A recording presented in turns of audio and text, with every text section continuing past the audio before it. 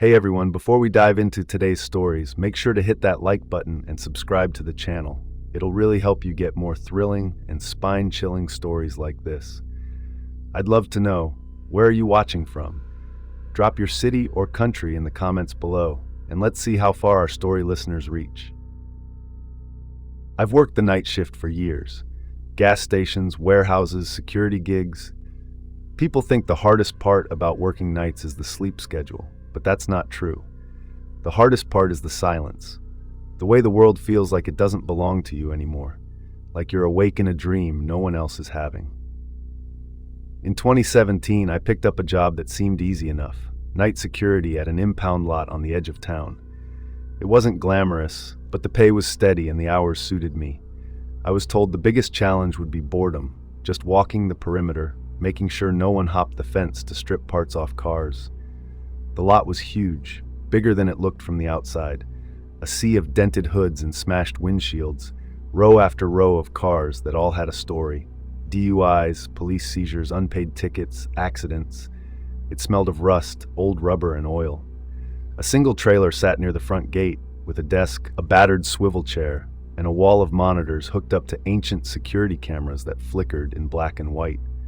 My shift ran from 10 p.m. to 6 a.m., no coworkers. Just me, the cars, and the quiet. At first I didn't mind. I'd bring a thermos of coffee, maybe a book, and do my rounds every hour. Nothing happened the first couple weeks. A stray cat here, a drunk trying to get his car back there.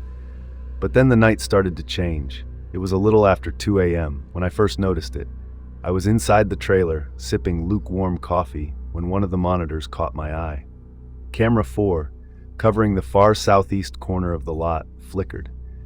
Normally, the worst I'd see was static or a bug crawling across the lens, but this time I saw a car door swinging open.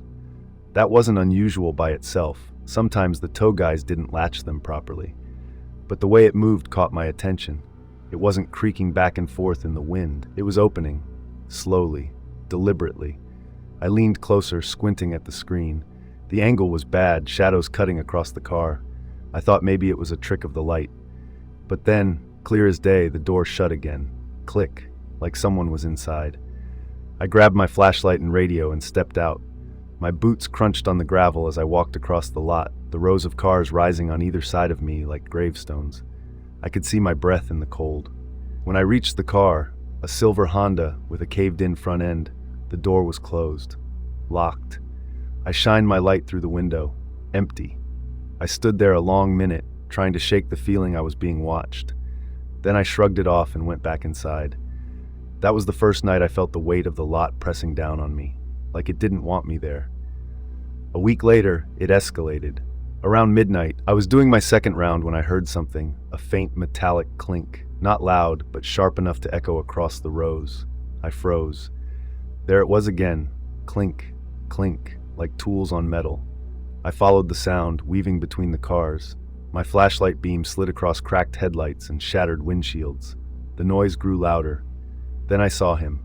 A guy crouched next to a black pickup, working fast with a socket wrench. He had the hood up, head down, too focused to notice me at first. "Hey!" I barked. He jerked upright, eyes wide. For a split second, we locked eyes. He was gaunt, hollow-cheeked, maybe mid-30s. Then he bolted. I sprinted after him, my boots slipping on the gravel. He weaved through the cars like he knew the lot better than me. I was gaining, but just as I reached out to grab his jacket, he vanished around a corner.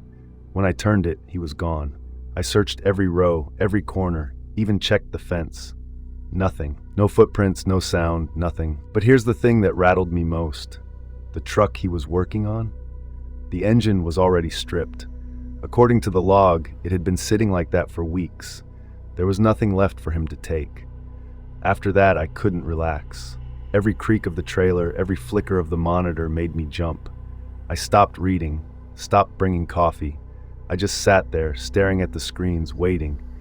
And the cameras started showing more. Sometimes I'd catch a trunk lid cracked open one frame and close the next. Sometimes a car's headlights would flicker faintly, though the batteries should have been long dead. Once, I could have sworn I saw a figure standing between two SUVs, but when I blinked, it was gone. I told myself it was exhaustion, my brain playing tricks on me, but deep down I wasn't sure. And then came the night I stopped doubting. It was just past 3 a.m. I was outside, halfway through my perimeter check when I heard it. Thud, thud, thud. It was coming from inside a car. I followed the sound to a faded red sedan near the back of the lot. My flashlight beam cut across the windshield. The windows were fogged from the inside. The thudding grew louder, urgent. I stepped closer, heart pounding. Then, clear as day, I heard it. Help. A voice. Muffled. I froze. My first thought was that some drunk had passed out inside after hours. It wasn't impossible. People did crazy shit when they were desperate to avoid DUIs. I yanked the handle. Locked. Hang on, I shouted. I'll get you out. I radioed dispatch, fumbling for my keys to open the trunk and glove box for ID. But before I could move, the noise stopped. Silence. I pressed my face to the glass. The fog was gone. The inside of the car was empty. Totally, perfectly empty. I stumbled back, my chest tight. My radio crackled in my hand, but I couldn't make myself answer. That was the night I realized I wasn't just guarding cars. I was trapped in the lot with something I couldn't explain.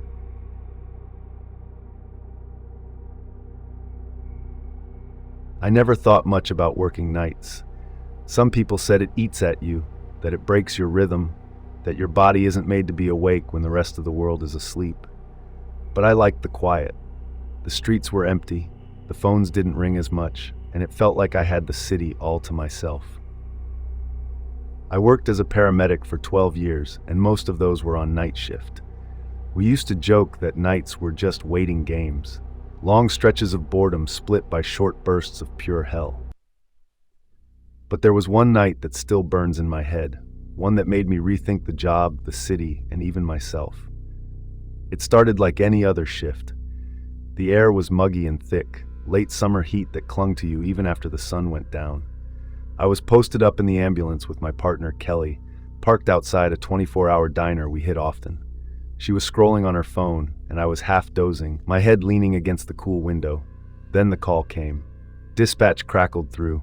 Unit 19, respond to possible assault, abandoned building, corner of Ellison and 12th. That address sent a chill through me. Ellison and 12th was in a dead part of town, old factories and warehouses left to rot. Fires, overdoses, sometimes squatters. Not the kind of place you expected to find someone alive. We pulled out and made the run, sirens off. When we turned down Ellison, the streetlights gave way to shadows. The buildings loomed like skeletons.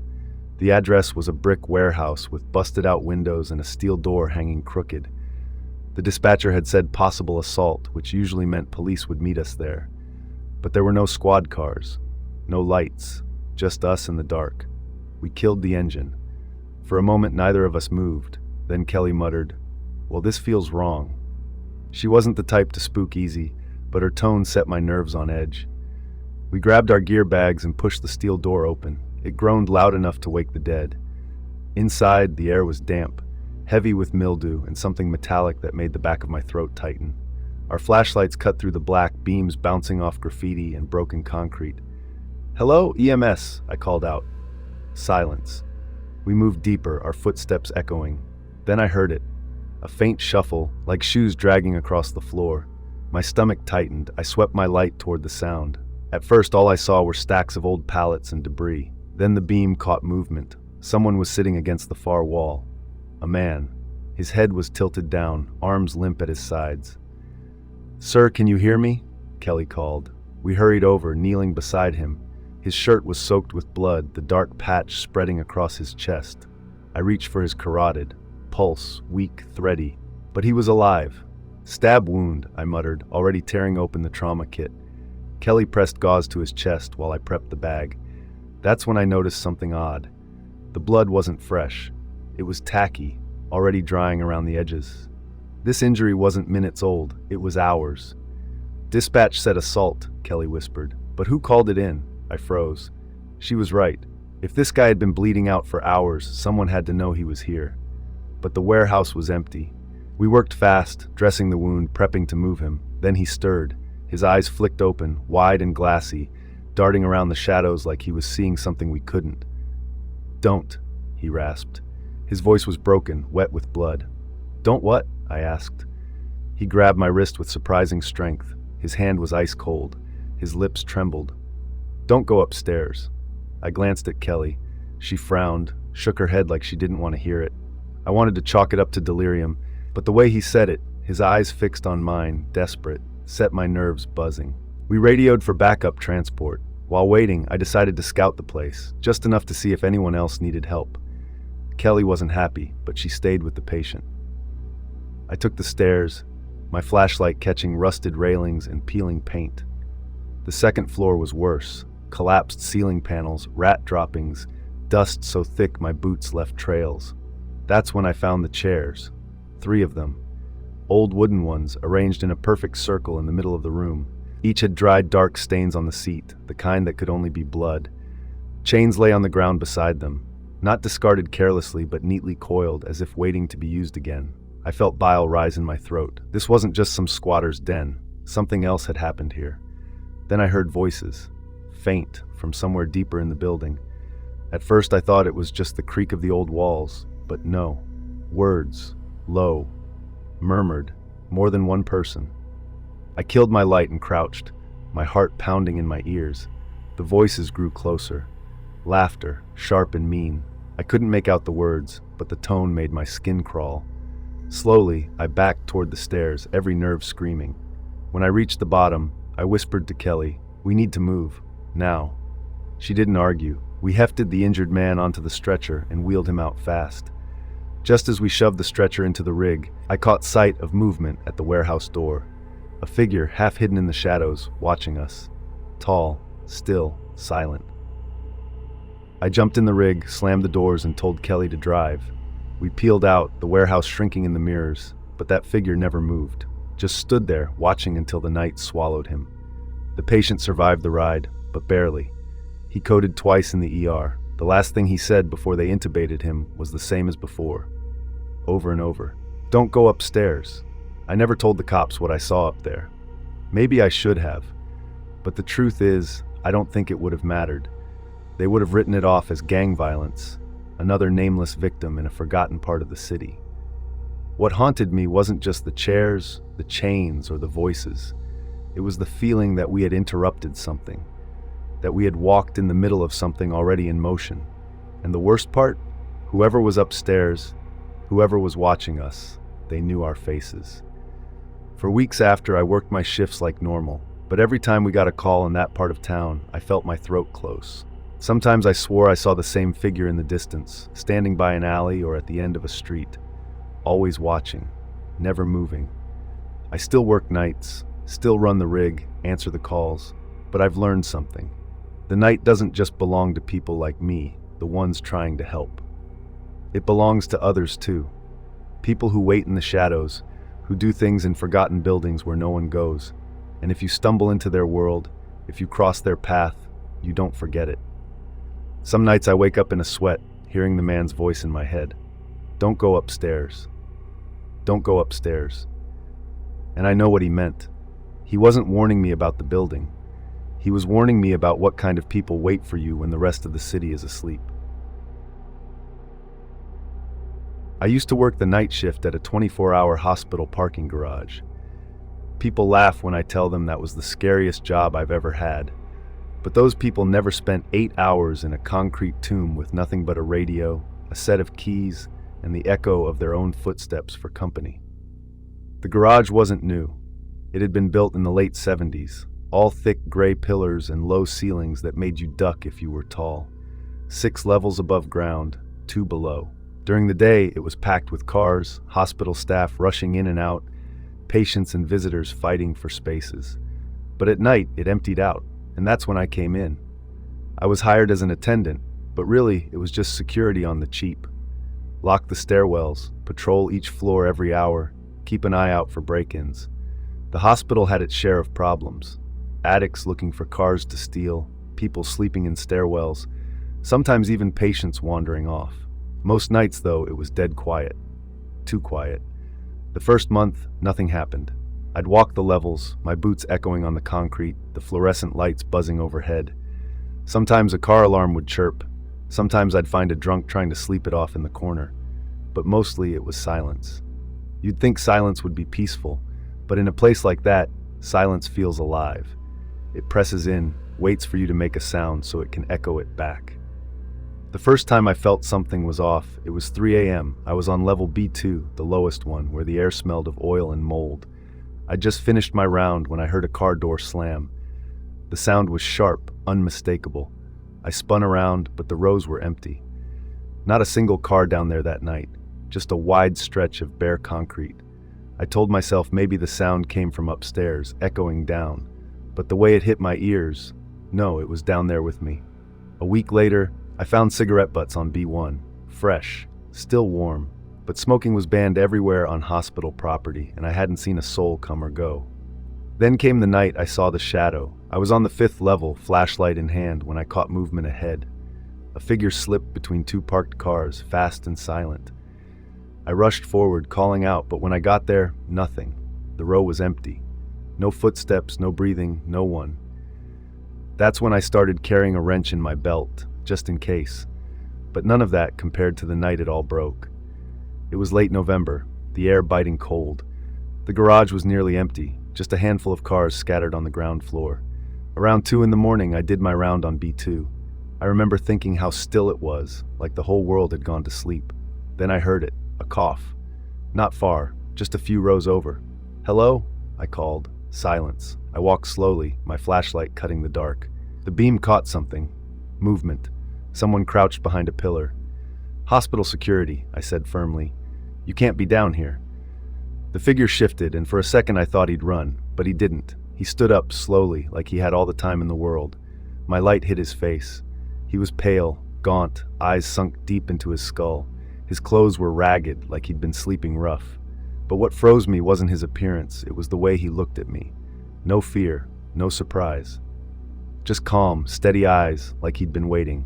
"You shouldn't be here," he said softly. His voice was raspy but deliberate. "I work here," I replied, trying to sound firm. "This level's closed. You need to leave." He tilted his head, almost like he was amused. "Not you, them." He pointed upward, toward the ceiling, toward the hospital above. Before I could respond, he stepped back into the shadows. I ran forward, light sweeping the pillars, but he was gone. I searched every row, every stairwell, every corner. Nothing. Shaken, I finished my round and went back to the booth by the entrance. I told myself I'd dreamed it up, that my mind was messing with me after too many long nights. But when I checked the security cameras, my blood ran cold. On the feed for B2 at the exact time I'd seen him, the monitor showed me, alone, talking to no one. I stopped telling myself it was in my head after that. 2 nights later, the real nightmare started. It was almost 4 a.m. I was on level 3 when I heard footsteps below. Quick, light, like someone running. I rushed down, flashlight bouncing, but every time I reached a new level, the footsteps dropped lower, always just out of reach. Finally, I hit B2. Silence again. Then I saw it. A car. Parked dead center of the row. Old sedan, gray, dust thick on the hood like it had been sitting for years. But I knew every car in that garage. I checked them every night. That one hadn't been there before. I circled it slowly. The doors were locked, the windows dark.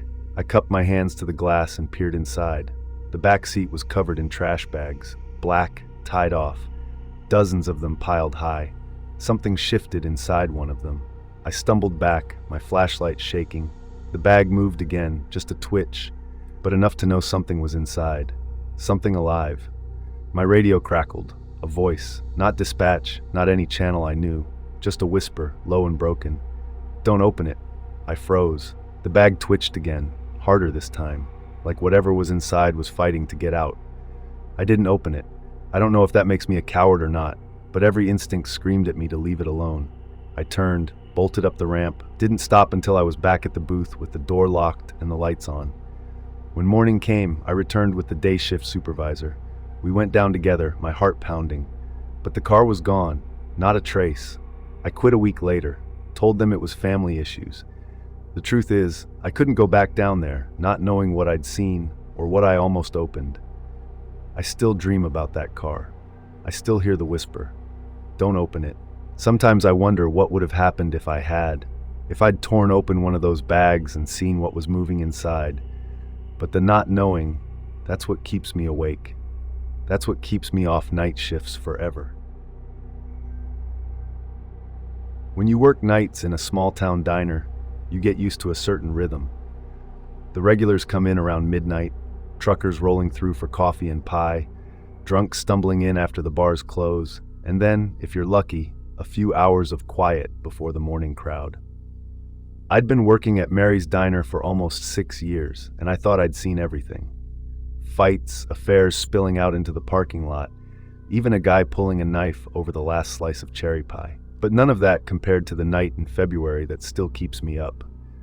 It was a Tuesday, dead cold, snow piled on the shoulders of the highway like dirty frosting. The diner sat just off Route 7, the only thing open for 20 miles. Nights like that, we'd get maybe a handful of customers. That night, it was just me behind the counter, Marlene on the grill, and empty booths stretching into silence. Around 1 a.m., a car pulled up. Not a trucker's rig, not the usual beat-up local ride. This one was a black sedan, shiny even under the crust of salt from the road. It idled a long time before the driver finally killed the engine. The headlights stayed on, cutting into the snow, and for a moment I thought maybe they'd just sit there all night. Then the door opened, and 3 men stepped out. They weren't dressed for the weather. No hats, no gloves, just dark coats and stiff shoes. They walked in like they owned the place, and right away I knew they weren't locals.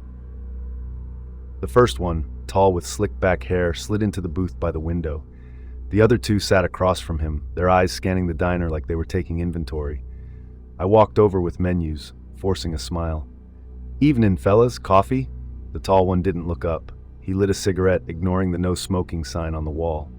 The other 2 smirked. Finally, he said, "Yeah, 3 coffees." His voice was low, deliberate, like every word had weight. Back at the counter, I poured 3 mugs, my hands just a little shaky. Marlene shot me a look. She didn't have to say it. She felt it too. Something about them was wrong. When I set the cups down, the tall one finally looked at me. His eyes were pale, almost gray, the kind of eyes that didn't blink enough. "Busy night?" he asked. "Not really," I said. He smiled faintly, like he already knew that. Then he leaned forward, lowering his voice. "We're waiting for someone. He'll be here soon. You don't mind if we sit a while, do you?" I shook my head. "Stay as long as you like." I went back behind the counter, pretending to clean. The 3 of them didn't eat, didn't drink, just sat there in silence, occasionally glancing toward the door. Every tick of the clock on the wall seemed louder. Then, about 20 minutes later, another car pulled up. Old pickup this time, muffler rattling. A man got out, bundled in a heavy coat, hat pulled low. He came inside, brushing snow off his shoulders, and slid into a booth on the opposite side of the diner. He didn't look at the 3 men, and they didn't look at him. But I could feel it. The air got heavier, like before a storm. Marlene leaned over the counter and whispered, "Something's about to go down." She was right. The man in the pickup ordered a burger and coffee. His hands shook as he handed me the menu, and up close I saw why. His face was bruised, one eye swollen, like he'd taken a beating recently. He kept glancing toward the window, toward the black sedan.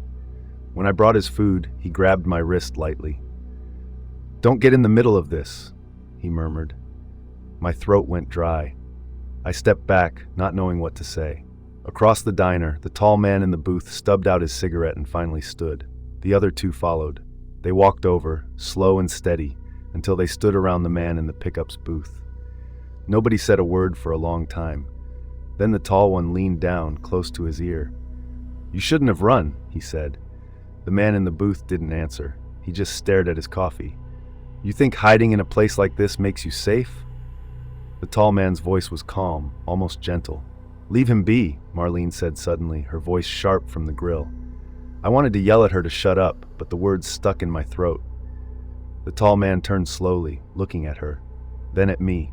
He smiled, and it wasn't friendly. "We're just having a conversation." He slid into the booth across from the pickup man, folding his hands on the table. The other 2 stood guard, eyes on us. The diner felt smaller by the second, like the walls were closing in. I couldn't hear everything they said, just fragments. "Money. Truck. You owe." The pickup man's hands shook worse and worse until finally he pushed the plate away, untouched.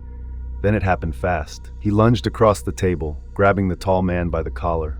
The coffee mug spilled, hot liquid splashing across the vinyl. The tall man didn't flinch. He just nodded once, and the other 2 moved. One of them yanked the pickup man back, the other slammed his fist into his ribs. He doubled over, gasping. Marlene screamed. I reached for the phone under the counter, but the tall man raised a finger, wagging it slowly, almost playful. "Don't." I froze. They hauled the pickup man to his feet, half dragging him toward the door. He struggled weakly, blood dripping from his mouth. Just before they shoved him outside, his eyes met mine, wide, desperate. "Help me," he mouthed. Then they were gone. The black sedan's engine roared to life. The headlights swept across the diner, blinding for a second, then disappeared down Route 7. Silence fell again. Just the hum of the fridge, the tick of the clock, and Marlene's ragged breathing. We stood there, paralyzed. Should we call the cops? The hospital? Anybody? But something in me knew better. Those men weren't the kind you involved police with. They had power, reach, the kind that made people vanish. So we didn't call. We cleaned up the spilled coffee, wiped the blood off the booth, and waited for morning. I still think about that man. The look in his eyes, the way he tried to warn me. I'll never know what happened to him, but I can guess. Nights after, I'd watch every car that pulled into the lot, waiting to see that black sedan again. It never came back, but the memory never left. Working the night shift, you learn most people who walk into your world are just passing through. But sometimes, the wrong people cross paths, and you get stuck in the middle. And sometimes the scariest part isn't what happens, it's knowing you'll never be able to tell the truth about it. I worked the night shift at a 24-hour convenience store on the edge of town. The place had been there forever, and the previous night attendants had all warned me that it was one of those jobs where you see everything and nothing at the same time. You deal with drunks, thieves, lonely drifters, and the occasional junkie, and mostly, you just wait for time to pass. I didn't mind. I liked nights. The city felt different when everyone else was asleep, like it was yours alone.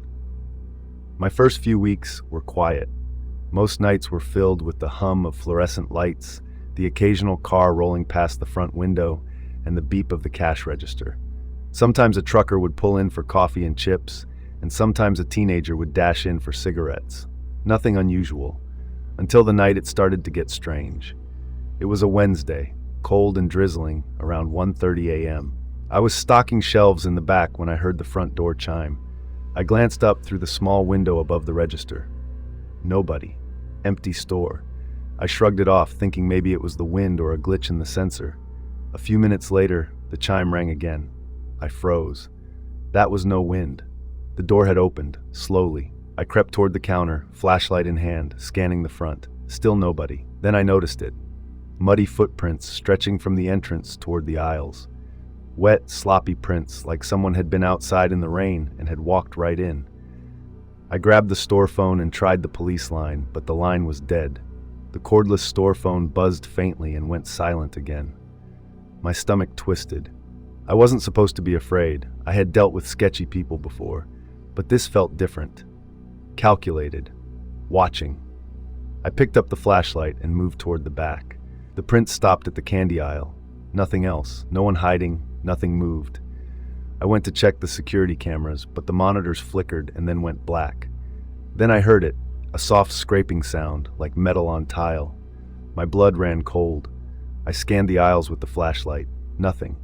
The sound continued intermittently, always just behind me, but when I spun around, nothing was there. Minutes passed like hours. I kept telling myself it was a rat, a maintenance issue, anything rational. But then the scratching grew louder and faster, moving closer to the office. My heart pounded. I grabbed a wrench from under the counter. If someone was in the store, I had to be ready.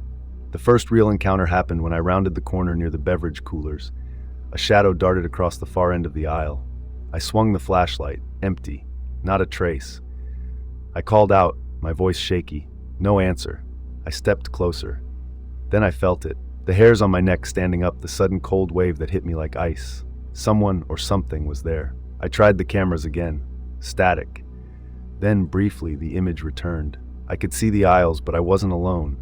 In the reflection of the glass cooler doors, I saw him.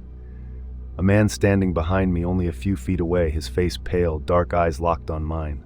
I spun around. Empty store. Panic surged. My hands shook. I backed toward the office, wrench raised. Every instinct screamed to leave, but I was trapped inside the building. The door was deadlocked from the outside. Whoever this was, they had anticipated it. I spent the next half hour creeping from aisle to aisle, hearing soft shuffles, whispers I couldn't understand, seeing fleeting shadows out of the corner of my eye. Every time I approached a corner, the sound would stop. Every time I paused, it would start again, closer than before. Then I noticed a trail. Not muddy footprints this time, but scratches on the floor tiles, almost like someone had dragged their nails across them, leading toward the storage room in the back. My pulse spiked. Storage rooms were usually locked, containing inventory and cleaning supplies. This one was old, dusty, and rarely used. I crept closer. My flashlight flickered. I heard breathing, slow and deliberate. I whispered, "Who's there?" No answer. I stepped toward the door. It creaked open just enough for me to see inside. A box had been knocked over, paper and packaging strewn across the floor. Then I saw it, a handprint in dust, smeared across the wall, tall, gaunt fingers. I felt bile rise. Someone had been there, recently, and the handprint was facing toward me. A voice whispered, "Don't." I jumped back. My flashlight fell to the floor, the beam spinning wildly. When I bent to pick it up, the storage room was empty. No one, just the overturned boxes and the lingering smell of damp cardboard. I backed into the main area, trying to calm myself, every sense on high alert. That's when I heard it again, the chime of the front door. But this time, it wasn't the automated bell. It was soft, deliberate, as though someone nudged it with their hand. I froze. The thought hit me. This person, or people, were testing me, watching me, playing a game. I grabbed the store phone again, trying the outside line. Dead. Even my cell phone had no signal. It was like the city outside had vanished. I wasn't alone, and help was miles away. The rest of the night was a blur of shadows and sounds. I chased movements, cornered empty aisles, called names into the darkness, only to hear the whispering laughter from above the shelves. Every step I took, I felt it following, matching, anticipating. By 5 a.m., my nerves were raw. I'd barricaded myself in the office, putting a desk in front of the door. I tried to catch my breath, to make sense of what had happened. Then the door handle rattled, soft, slow turns, and a voice, low and deliberate, "Come out." I didn't move. I sat behind the desk, wrench in hand, sweat running down my neck. Then the handle stopped. Silence. The first customers arrived at 6 a.m. I was still in the office, shaking, eyes wide, refusing to look at the aisles. The store was empty. Nothing moved. No footprints, no fingerprints, no sign anyone had been there. I quit that job the same morning. Told them it wasn't a good fit.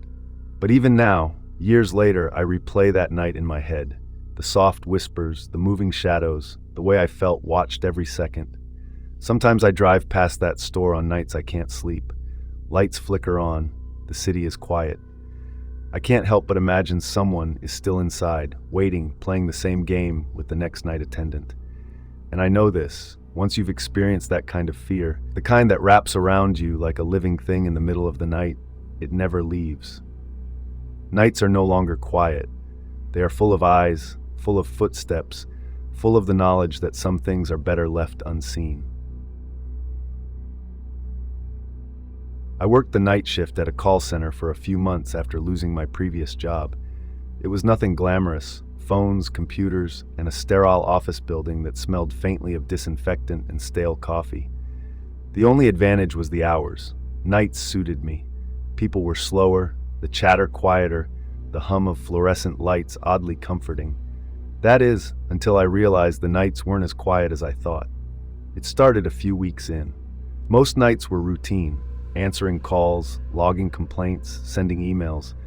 But around 2 a.m., a strange pattern began to emerge. I noticed that sometimes when I stepped away from my desk to stretch, I would hear soft typing behind me.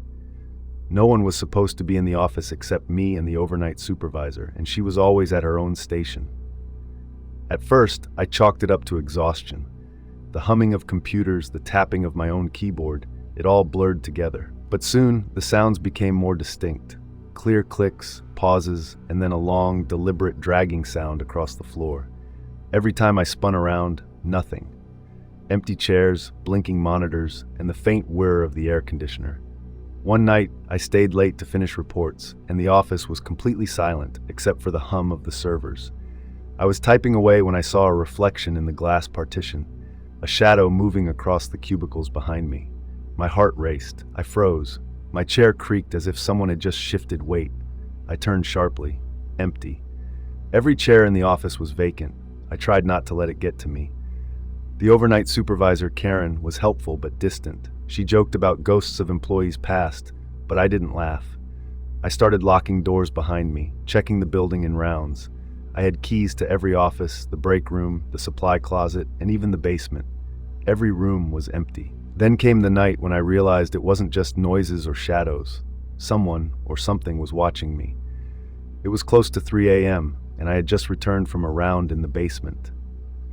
The fluorescent lights flickered overhead, casting half the office in darkness. I dropped my bag and turned on my computer. A new email notification popped up, though the system had been shut down and no one had access. I clicked it. The subject line was blank. The body contained a single sentence: "I see you." My hands froze over the keyboard. I looked around. Empty office. Nothing. I tried to dismiss it as a prank, but my inbox had nothing else. No sender information, nothing on the server logs. The next hour was a haze of dread. I kept hearing soft typing, even though all computers in the office were idle. The monitors flickered, and once I saw movement, something standing at the end of the row of desks. But every time I focused, it vanished. Sleep-deprived and terrified, I called Karen over the intercom. She didn't respond. I tried the phone to the security desk downstairs, dead. No dial tone, no clicks, just silence. I decided to leave, rationalizing that maybe the building was messing with me. But as I reached the front exit, I noticed something carved into the glass door with condensation. My name, my full name, scratched deep into the moisture. I ran back to my desk, heart hammering. Every light in the office flickered, and then they all went out. Darkness enveloped me. I fumbled for my flashlight, the beam shaking as I swept across the cubicles. And then I saw him. A man standing in the shadows. Tall, thin, pale, his eyes reflecting the faint glow of emergency exit signs. He didn't move, didn't speak, just stared at me. I froze, wrenching my flashlight up to blind him. The beam caught his face, hollow, expressionless. When I swung the light again, he was gone. I checked every cubicle, the break room, the supply closets. Nothing. The cameras weren't working, the phones were dead. I felt trapped. The building had become a maze, hallways stretching endlessly. I started pacing, trying to stay rational. Hours passed, or what felt like hours. Around 5 a.m., the sun began to lighten the sky outside the windows. I noticed a trail of footprints on the dusty carpet. Not mine. Not Karen's. Small, precise, leading toward the basement. I had no choice. I had to confront whatever was down there. I descended the stairs slowly, every step creaking under my weight. The basement smelled of mildew and old paper. Shelves lined the walls, stacked with files and unused office supplies. And then I saw it. A figure crouched in the corner, typing on a laptop I didn't recognize. The screen glowed, illuminating the face, hollow eyes, pale skin, and a smile that didn't reach his eyes. He looked up. "Finally," he said softly. "You're paying attention." I stumbled backward. "Who? What are you doing?" He stood, slow and deliberate, watching, learning, preparing. My stomach turned. I realized then that the noises, the shadows, the emails, they weren't random. He had been here for weeks, living in the basement, studying me. Every movement, every habit, every reaction recorded and anticipated. I ran, up the stairs, back to the office, but when I reached the ground floor, the front doors were locked. My keys wouldn't work. Panic surged. I felt his presence behind me, close, almost brushing my shoulder. I didn't dare look. Eventually, the morning cleaning crew arrived and let me out. I quit that day. Told HR I was ill, but I never went back. Years later, I still think about that night. The way someone could hide so completely, watching, learning, anticipating.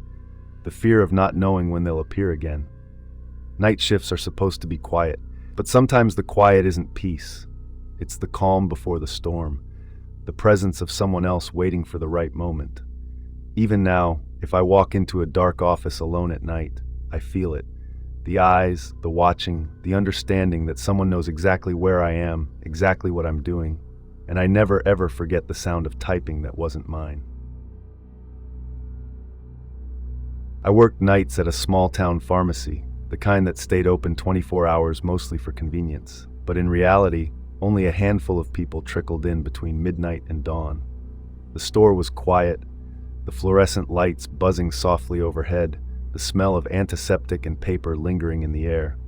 At first, it seemed like the easiest job I'd ever had. Stocking shelves, ringing up the occasional customer, and filing insurance claims online. But nights have a way of changing everything, especially when you're alone. The first strange incident happened around 1:15 a.m. I was restocking cold medicine when I noticed a man leaning against the wall near the back of the store. At first, I thought he was a customer, but something felt off. His jacket was too heavy for the mild winter, and his hands were shoved deep into his pockets, shoulders tense. When I walked toward him, he shifted, but didn't move away, just watched me. "Can I help you?" I asked. He said nothing, just tilted his head like he was studying me. I felt my stomach tighten. I walked back toward the counter, pretending nothing was wrong, but every instinct in me screamed that I wasn't alone. That night, more customers came and went, an occasional trucker, a homeless man asking for aspirin, but every time I looked toward the back, I saw him, standing, sitting, leaning, always watching. I tried to rationalize it. Maybe he had a mental health issue, maybe he was waiting for someone, maybe I was imagining things after too many lonely nights. But the feeling of being observed stayed with me. A few nights later, it escalated. Around 2:30 a.m., I was alone after the shift change. The front door had locked behind the last customer, and I was auditing inventory. I heard the sound first, a low scraping coming from the aisle with over-the-counter medications. My heart jumped. I froze. The sound stopped. Then came a soft thump, like a box falling over. I swung my flashlight toward the aisle. Empty. I approached slowly, trying not to make too much noise. A bottle of pain reliever had rolled across the floor. I bent down to pick it up, but something caught my eye, a set of footprints in the thin layer of dust near the shelves. Small, precise, leading toward the storage room in the back. I froze. The storage room was always locked at night. Then I heard a voice, soft, almost a whisper, "Don't go there." I spun around, but the store was empty. My hands shook. I considered calling the police, but I hesitated. It sounded insane. Somebody in a pharmacy, whispering at me? Alone at night? The logical part of my brain told me I was imagining it, but the fear wasn't imaginary. The next night, the man appeared again. This time, he didn't linger near the wall. He was near the cash registers, standing completely still as if he had materialized there. My flashlight caught his eyes, dark, unblinking, fixated on me. I froze, unable to look away. He lifted a hand, slowly pointing toward the front door, then back toward the storage room. I couldn't move. I wanted to call someone, anyone, but my phone had no signal, and the store's landline was dead. It was as though the building itself had trapped me. Over the next week, the visits became more frequent. Every night he appeared, always in a different spot. Sometimes in the aisles, sometimes reflected in the glass of the front door, sometimes in the shadows near the pharmacy counter. I never saw him move between spots, just there, watching, waiting, studying me. One night, I decided I couldn't take it anymore. I had to confront him. Around 3 a.m., I slowly approached the storage room door. The lock was old, and I heard a faint scratching from inside, like someone was trying to turn the key from the other side. My heart pounded so hard I thought it would burst. I called out, "Who's there?" No answer. I shoved the door open, empty. The room smelled of dust and cleaning chemicals, but nothing else. I stepped inside, scanning with my flashlight. Shelves lined the walls, boxes stacked haphazardly, but no sign of anyone. I exhaled slowly, trying to calm myself. Maybe I had imagined the scratches, the shadows, the whispers. Maybe I was just losing it. That's when I felt it, a sudden presence behind me. Cold air, pressure, a whisper brushing past my ear. "You shouldn't have come here." I spun around. Nobody. Just the shelves, the boxes, the shadows. My legs nearly gave out. I ran back to the front counter, bolted the door, and didn't look back until the morning shift arrived. I reported nothing to management. How could I explain what happened? The strange man, the whispers, the footprints that led nowhere. They would have thought I was crazy. So I kept quiet, telling myself I would find another job soon. The final incident came 3 nights later. I was closing alone, organizing receipts and invoices when I heard the front door chime. I knew no one had come in. I glanced up and froze. The man was there, standing just inside the glass doors. No coat, no hat, just staring. I couldn't see his expression clearly through the reflection, but I felt it. The intent, the patience, the cold calculation. He didn't move, didn't speak, just waited. I felt my throat close. My hands shook. I reached for the phone. Dead. Landline, cell, everything. I ran to the back exit, slammed it shut. Then the lights flickered and the store plunged into darkness. When they came back on, he was gone. But I knew he hadn't left. I could feel him still there, somewhere, waiting for me to let my guard down. I quit that night. Told them I was relocating, had family emergencies, anything to get away without asking questions. I never went back. Even now, years later, I drive past that pharmacy and glance at the lights.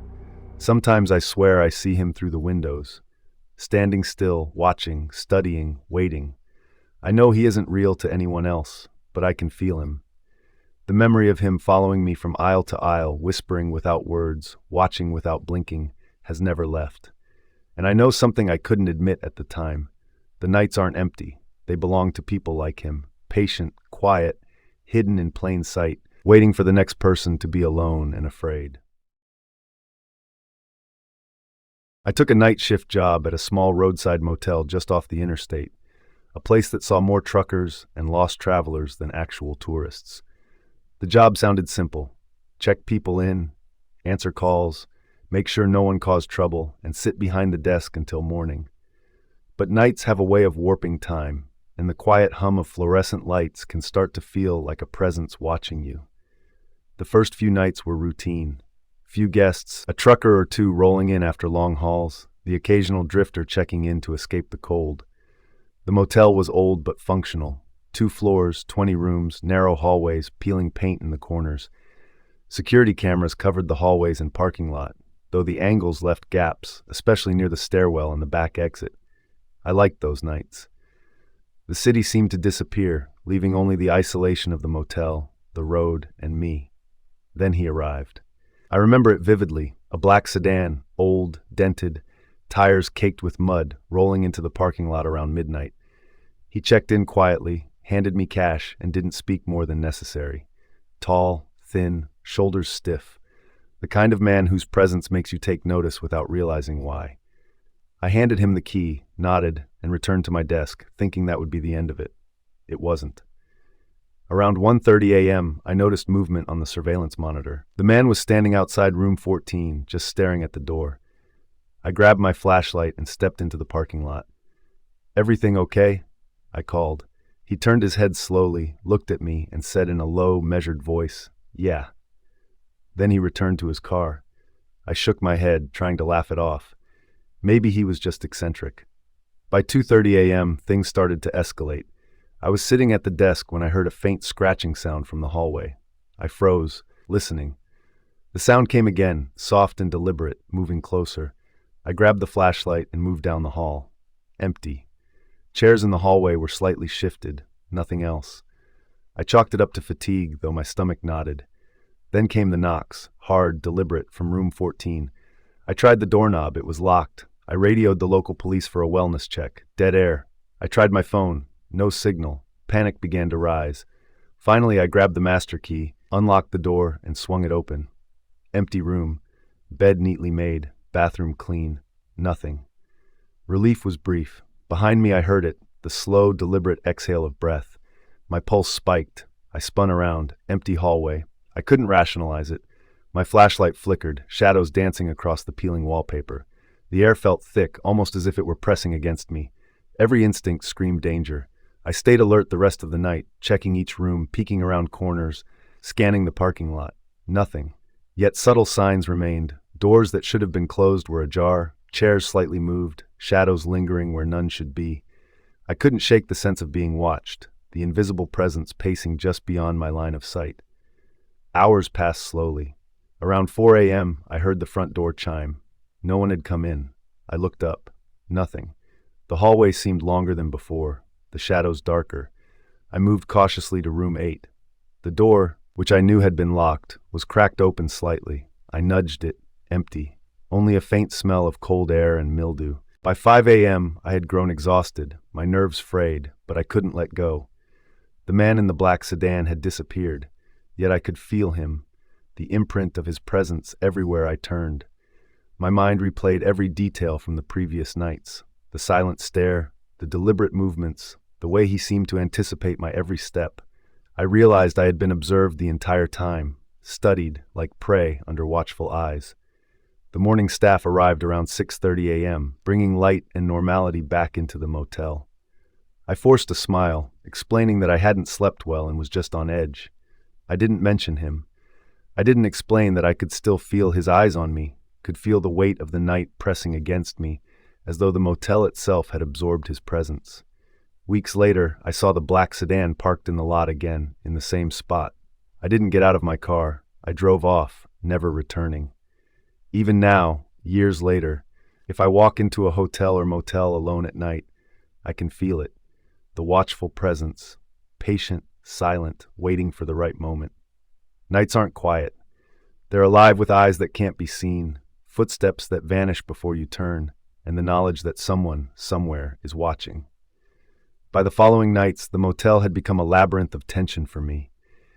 Every creak of the floorboards, every flicker of the fluorescent lights made me jump. The black sedan had disappeared, but the feeling of being watched persisted. I began checking every corner of the building, shining my flashlight into shadows, listening for the faintest sound. It was exhausting, mentally and physically, but I couldn't ignore it. Something in me knew that the man, or someone like him, had left a mark. One night, around 2 a.m., I was walking the second-floor hallway, flashlight sweeping across the doors, when I noticed a door ajar, room 12. I was certain I had locked it earlier. Heart pounding, I approached slowly, flashlight in front of me. Inside, the room was empty, but the bed was neatly made with a strange precision, and the window was slightly open. A chill ran down my spine. I closed it and locked the door again, but I felt the weight of eyes on me. Then came the sound that made my blood run cold. Footsteps, light, deliberate, pacing across the floor above me. There shouldn't have been anyone on the second floor except me. My flashlight flicked across the stairwell. Nothing. I tried the front desk phone. Dead. I fumbled for my cell. No signal. Panic rose, icy and suffocating. I moved toward the stairwell, every step measured. The footsteps stopped as abruptly as they had begun. I reached the first floor, heart hammering, and glanced down the hallway toward the lobby. That's when I saw him, or at least a shadow that reminded me of him.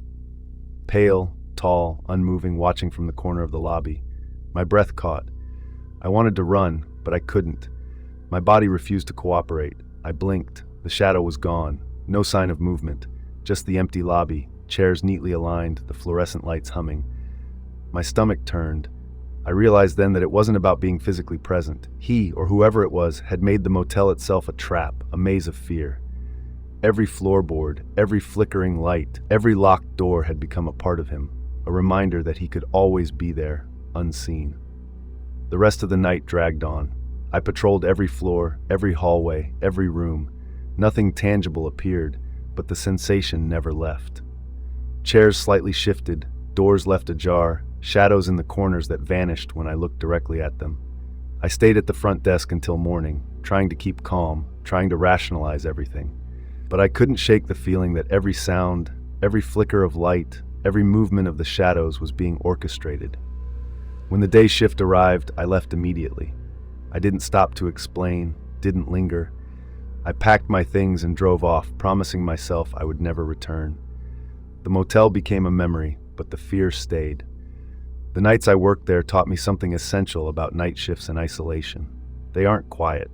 They're full of watching eyes, footsteps that vanish, and the lingering knowledge that someone could be present without ever revealing themselves. Even years later, I can't enter a hotel alone at night. I feel the presence of the unseen, the quiet manipulation of shadows, the way fear becomes almost tactile when you're alone. And sometimes, when the lights flicker, I swear I can hear deliberate footsteps pacing behind me, just beyond the edge of perception, reminding me that the night always belongs to someone or something watching. That's why I never work nights anymore. The darkness isn't empty. It's alive with patience, with eyes, with calculated observation. And the memory of those nights at the roadside motel follows me, a quiet, unshakable terror that lingers long after the fluorescent lights have been turned off.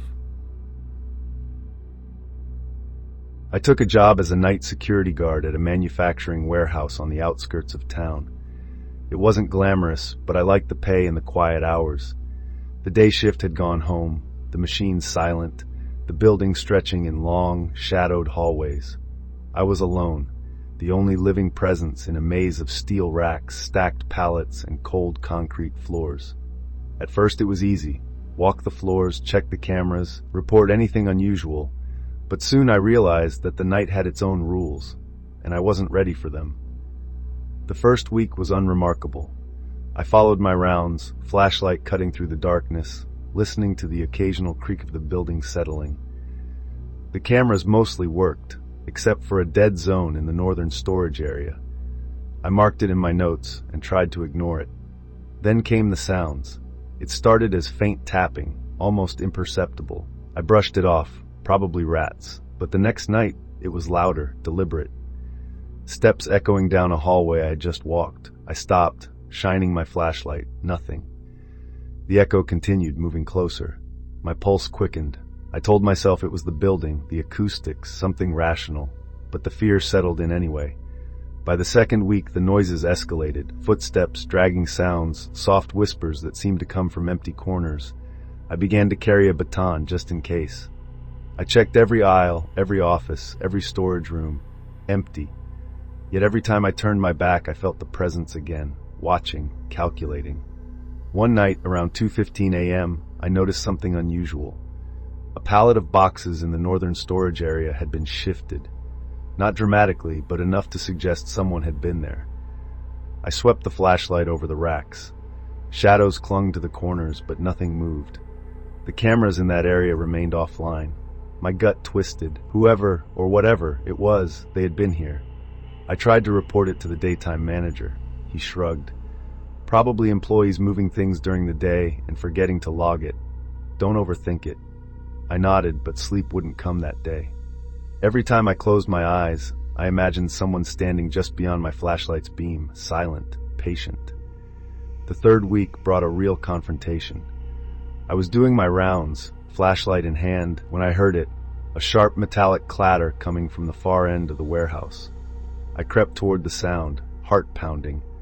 A door that led to the maintenance area was slightly ajar. I pushed it open. Empty. Just the dull hum of the night and the faint smell of oil and dust. Then I noticed footprints in the dust. Heavy, deliberate, leading from the maintenance area back toward the main floor. I followed them slowly, every nerve on edge. Halfway down the aisle, a shadow flicked past the edge of my vision. I spun around. Nothing. I called out. Silence. By now, panic was setting in. I realized I wasn't just dealing with noise or imagination. Someone was inside the warehouse, someone who knew the building, who had been waiting for me to be alone. I retreated to the security office, barricading the door as best I could. Monitors flickered, lights dimmed, and the faint sound of dragging echoed through the hallways. I tried the radio. Dead. My phone, no signal. I was trapped with a predator I couldn't see. Hours passed like days. Every sound made me jump. Shadows moved in the corners, though when I turned, nothing was there. I rationed my flashlight battery, listening to footsteps, whispers, and the occasional metallic clank from the storage racks. The entire night became a game of patience and terror. By 5 a.m., the first faint light of dawn crept through the windows. Exhausted, I decided to confront the northern storage area one last time.